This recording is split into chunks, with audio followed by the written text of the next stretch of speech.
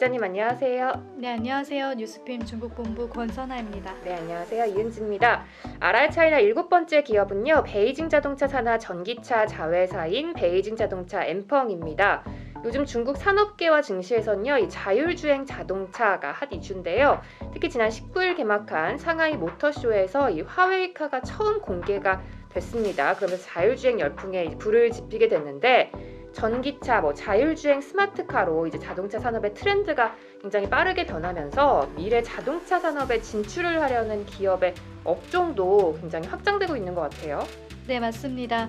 기존 자동차 제조업체에서 최근에는 화웨이 같은 통신 장비 업체, 또는 샤오미나 오포 같은 스마트 기기 제조사, 또는 바이두나 알리바바, 텐센트 같은 IT 기업 등으로 무한 확장되는 양상인데요. 이와 함께 자율주행차 기술에 필수적으로 들어가는 각종 칩이나 센서, 레이더, 위성 황법까지 다양한 협력업체들이 합류하면서 자율주행 산업의 존재감과 중요성이 더 커지고 있는 상황입니다. 이러한 트렌드 변화는 증시에도 직접적인 영향을 주고 있는데요.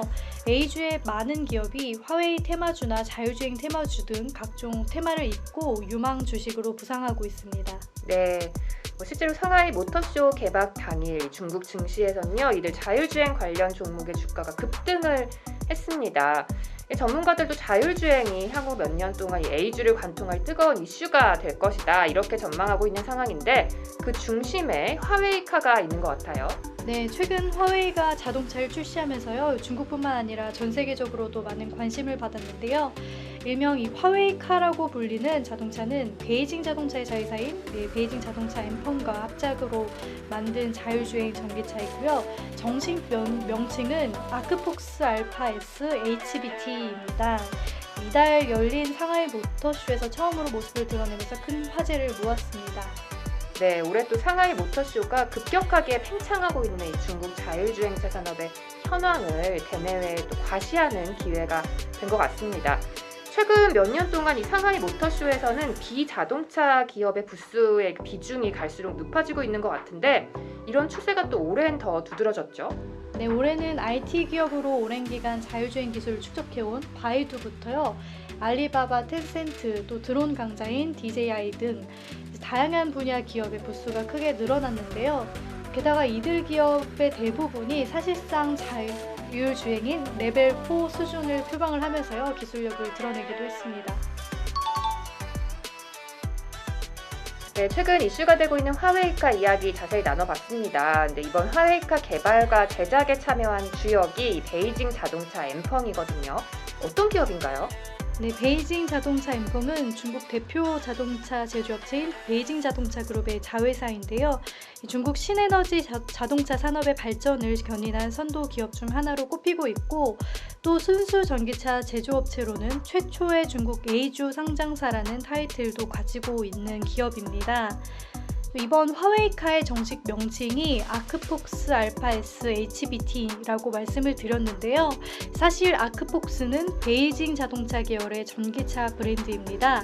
즉 베이징 자동차 엠펑의 하드웨어에 화웨이의 소프트웨어 기술력이 가미된 게 바로 이번에 출시된 화웨이카인 거고요. 그렇기 때문에 화웨이 못지않는 또 다른 주역으로 지금 손꼽히고 있습니다. 네, 현재 베이징 자동차 그룹이 38.41% 지분을 보유하고 있고요. 그래서 최대 주주로 올라서 있는 곳이기도 합니다. 지금까지의 성장 상황도 좀 짚어주시죠. 네, 베이징 자동차 엠펑은 2000년대 초반 일찌감치 중국 신에너지 자동차 시장에 뛰어들어서 빠르게 성장을 했는데요. 2013년부터 7년 연속 중국 순수 전기차 판매량 1위를 기록을 하기도 했습니다.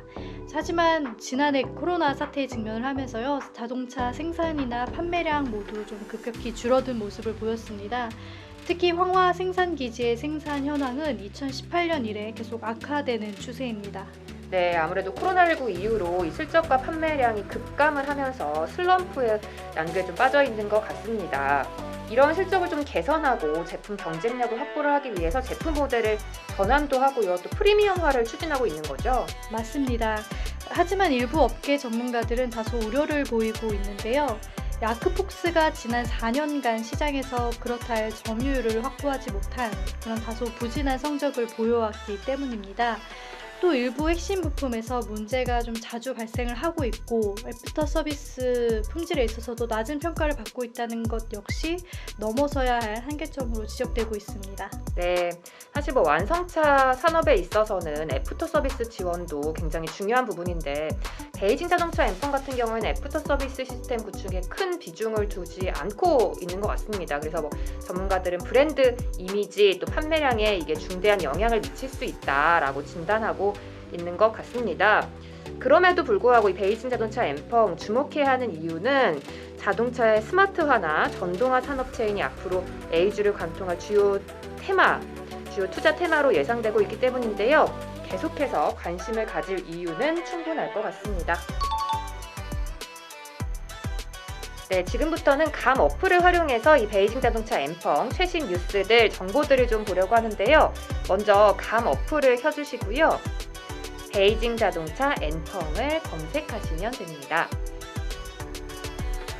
네, 그러면 이렇게 전체적인 차트를 볼 수가 있고요. 또 최신 뉴스들, 회사 개요도 볼 수 있는데 회사 개요 전체적으로 한번 살펴볼까요? 그리고 관련 최신 뉴스들도 확인을 하실 수가 있습니다. 업데이트된 여러 뉴스들을 보실 수가 있고요. 재무제표, 그리고 최신 시세까지 궁금하다면 한눈에 살펴보실 수가 있습니다. 지금부터는요, 이 최신 뉴스들을 좀 살펴보려고 하는데요. 이 중에서 이 뉴스 한번 살펴볼까요? 네, 감 어플을 통해서 지난 4월 22일자 뉴스를 살펴볼 수가 있겠는데요. 자율주행차 테마주에 대한 정보 살펴볼 수가 있습니다. 특히 이 주식 전문 빅데이터 기업인 수지바오의 집계에 따르면요, 42개 자율주행차 테마주 기업의 올해 1분기 순이익 증가율 전망치가 10% 이상을 기록을 했다는 소식입니다. 기관 투자자들 같은 경우에는 자율주행차가 본격적으로 이슈화되기 전부터 관련 분야의 우수 종목을 대거 담은 것으로 드러났다는 소식까지 살펴보실 수가 있습니다. 네, 감 어플 활용하시면 이렇게 최신 뉴스까지 살펴보실 수가 있습니다. 베이징 자동차 엠펑 감 어플로 한번 살펴봤습니다. 네, 감 어플로 베이징 자동차 엠펑 관련 뉴스까지 살펴봤고요. 마지막으로 이 투자 방법 간단하게 소개 좀 해주시죠. 네, 베이징 자동차 엠펑은 중국 상하이 증권거래소에 상장이 되어 있습니다. 그렇기 때문에 해외 증권거래 어플을 이용하셔야 하는데요. 우선 원화로 위안화를 환전하신 다음에 중국장이 열리는 시간인 오전 10시 반부터 12시 반, 잠시 휴장한 뒤에 오후 2시부터 4시까지 이 시간대에 들어가셔서 매수 매도를 하시면 됩니다. 물론 한국 시간 기준이고요. 그리고 또 하나 주의하셔야 할 점은 중국 주식은 최소 매수 한도가 정해져 있다는 건데요.